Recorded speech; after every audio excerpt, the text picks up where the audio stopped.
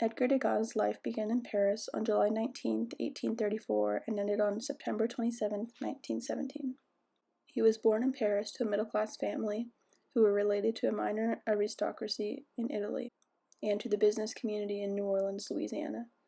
Degas attended one of the leading boys' schools and received a classic education. Later in his academic career, Degas left his studies in Paris and pursued a 3-year journey to study painting and sculpture, the Trecento, and the Renaissance. According to Britannica, Degas was the only imperialist to truly bridge the gap between traditional academic art and the radical movements of the early 20th century, a restless innovator who often set a pace for the younger colleagues. Degas is also recognized for his work being heavily focused on the ballet dancers, and according to Tachman, at the ballet, Degas found a world that excited both his taste for classical beauty and the eye for modern realism. Another writer from the Vanity Fair in the article claims that although he did not depict ballet as glamorous, on the contrary, his artwork revealed the harsh realities of a grueling life of a dancer. His choosing of a ballerina as his primary source of inspiration did some type of honor to the then underestimated art form. Degas wanted to capture the beauty of ballerinas and showcase the fluidity of their movement, the grace it takes to create such a performance. As shown specifically in his Dancer on Point, it takes an act of faith and courage to piquer an attitude forward, for the love of what you do despite what it means to perform in a male-run industry, and how pure self-expression takes us off the stage into an entirely new world. In Degas' The Star, Dancer on Point, the use of line, color, and spacing are evident. The use of sharp lines are shown in the dancer's one leg on the floor, one leg pointed behind her, and her arms stretching forward. This use of line work can point us to the commentary of what it means to be a ballerina as a young woman, the history of what comes with becoming a ballerina, the exploitation, the impoverished lives they lived. What being poor, young, and vulnerable meant to these dancers is a long and sad tale. As explained in an article by The Collector, the Foyer de la Danse was a backstage room that essentially served as a brothel. While other international ballets at this time had similar practices, the 19th century Paris Opera Ballet is one of the most noted cases of sexual exploitation in ballet history.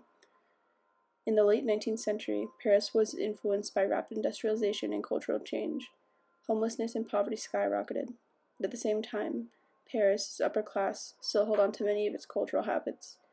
Additionally, in the art world, and its various artistic forms centered on femininity, to escape poverty and homelessness, many young women turned to ballet, an art form made for and consumed by the upper classes. The Paris Opera Ballet created a highly competitive and unstable environment, where the dancers would need to secure a highly elusive contract by any means necessary. In the meantime, the women would often be used for profit in the Foyer de Danse. The Foyer de Danse was a lavish room at the Paris Opera Ballet, where wealthy patrons could pay to socialize with the ballerinas. The women were often exploited by the Paris Opera Ballet, the patrons, and sometimes were encouraged to pursue the patrons by their own families. With this history in mind, we can look back at Degas' choice of ballerina posing in the piqué and attitude form. The dancer having one foot planted on the ground, one behind her, and her hand reaching forward can be symbolic of what it looks like to be a young, aspiring ballerina. She knows the challenges, as sexual exploitation and poverty have been a reality for the ballerinas before her, yet she has one foot grounded, still dancing, while she glides through the clouds, pushing forward and trusting that following her passion will lead her to a better future. The use of color in Degas' work is quite interesting. He is a known impressionist, so we know that his work is going to include some sort of pastel colors. He uses almost a bluish white for the ballerina's tutu, which makes her look almost like an angel flying through the sky, while being surrounded by a pinkish pastel cloud, yet below her we see gray. There is also a great use of negative space on the right as the ballerina takes up a good amount of the space in the painting. With the ballerina's top half of the body reaching her arm towards the painted cloud, we can see Degas' commentary on the ballerina keeping her head high and eyes looking forward to what can be, despite the realities of what happens when her leg comes back down and she is in the gray.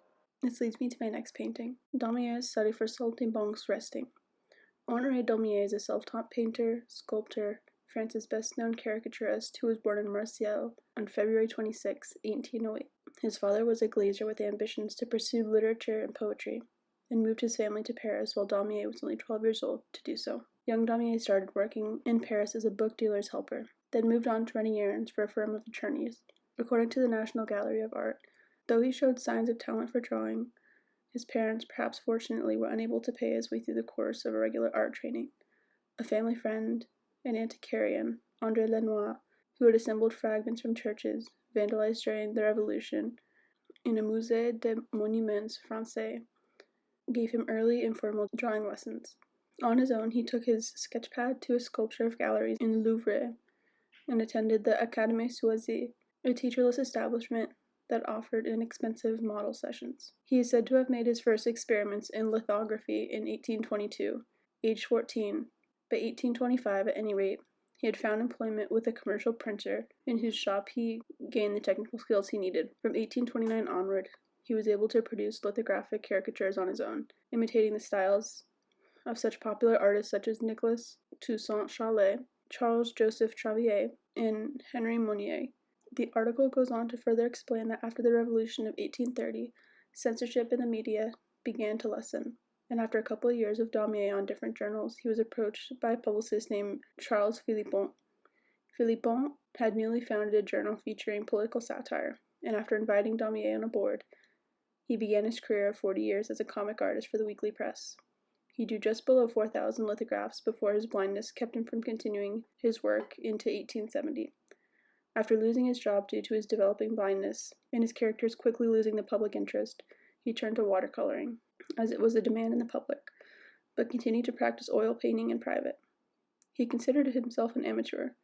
He was challenged by oil painting, yet continued to paint subjects of everyday life: railway travelers, courts of law, collectors rummaging through their portfolios, etc. Daumier lived out the last few years of his life in poverty, in declining health, and he died on February 11th, 1879. He left behind many furnished and unfurnished paintings and pieces of art, which began to gain demand by the public following the start of the 20th century. Saltimbanque's Resting is a piece which opens up conversations about poverty, isolation, and the life of those who exist in the outcasts of society. Daumier creates space to show what life looks like for those who live in the spotlight, and what it looks like once the audience is gone and all the lights go off. As a painting description hangs up on the walls of the Norton Simon reads, Daumier's paintings often depict people on the margins of modern society, in this case, a group of circus performers, 2 clowns and a little acrobat. This piece showcases 2 men sitting at a table, one wearing red, the other wearing white, and a little boy wearing a white shirt with his head down. We don't exactly know what the subjects are doing around the table, but we can make a guess that they might be playing some sort of game while they're taking time off stage. The line work highlighted in this piece is seen on the faces of the male clown and the other male in red, as well as in the clothes that they're wearing. The boy isn't facing in the way of the audience, which tells us he is young, unestablished, and starting his journey.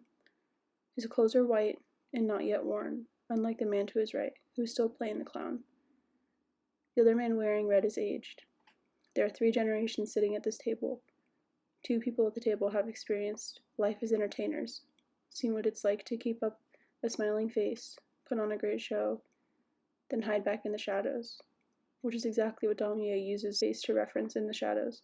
The 3 of them sit in a low-lit room, in a painting hanging as it has a clear blue sky in the background, and on the other side of the room is shadows and darkness.